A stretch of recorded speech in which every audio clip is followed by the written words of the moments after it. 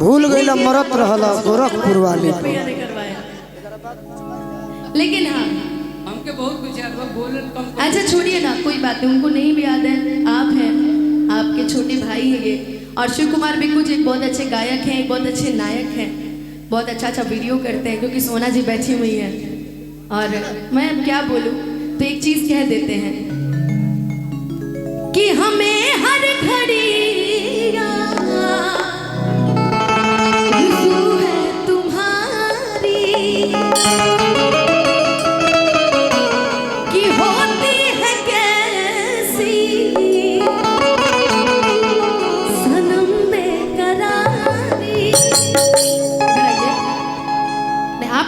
कौन सी बात होती है कि मिलेंगे जो तुमको तो मिलेंगे जो तुमको तो बताएंगे हम बहुत प्यार करते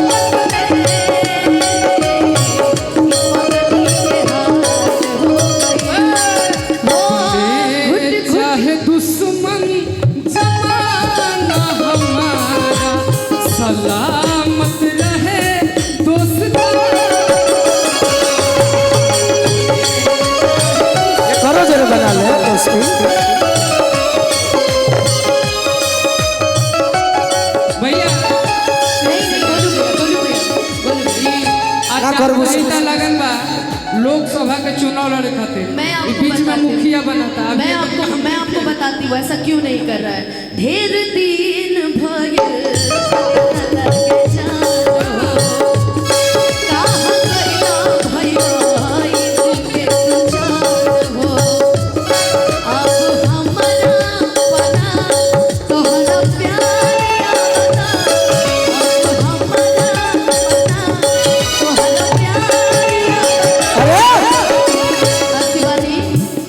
कोई इधर देखो केहू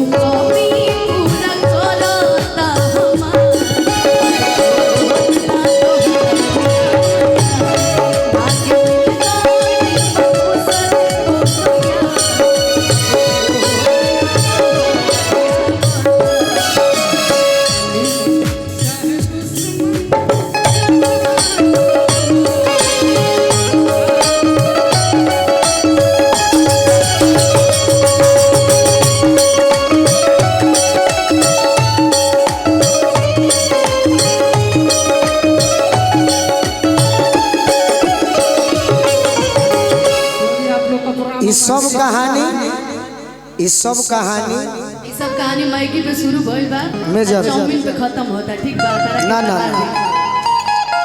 चाउमीन मैगी के बात नहीं है, उसी की बात है भैया। ना ना हमरा से सुनाओ सुनाइए। कि होला बारी होला बारी उम्र में नदानी मुखिया जी अरे जवानी दीवानी हो खेले होला बारी उम्र में नदानी जवानी दीवानी हो होला बारी हमारो संग होला बारी उम्र में नदानी जवानी दीवानी हो खेले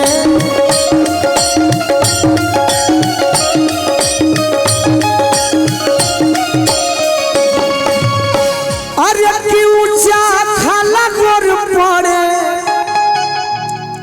सब है कंचन चोरे कि बन जाला में अरे अलग कहानी जवानी दीवानी हो खेले बन जाला में अलग कहानी तो बन जाला में अलग कहानी जवानी दीवानी हो खेले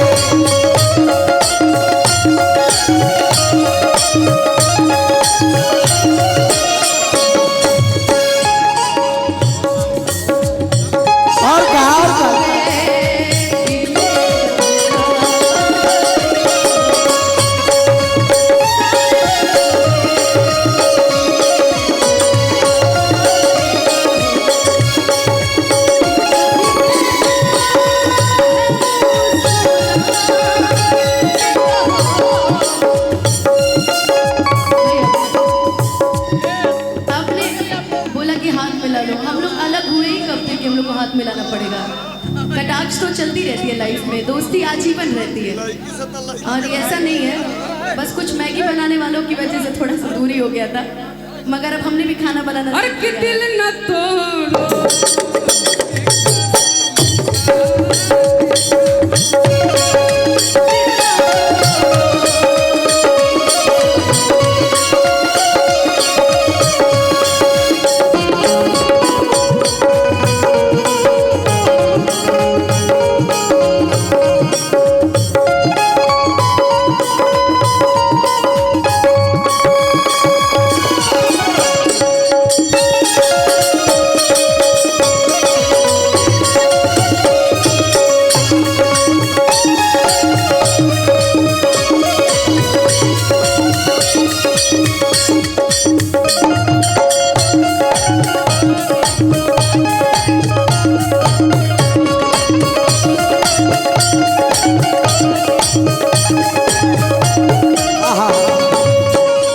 बहुत धन्यवाद विष्णु भैया। गोलू बाबा ये शिकारी हई उम्र के लाचारी, जब उम्र में गलती होला तो हिले लागेले,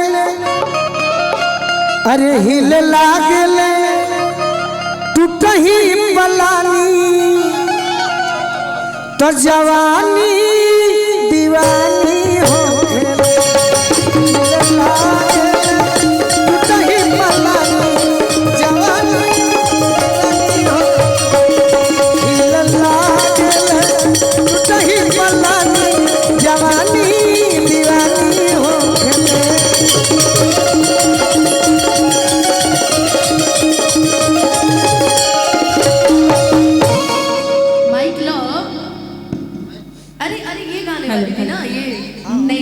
हम नहीं जननी हो खबा सब हमारे पर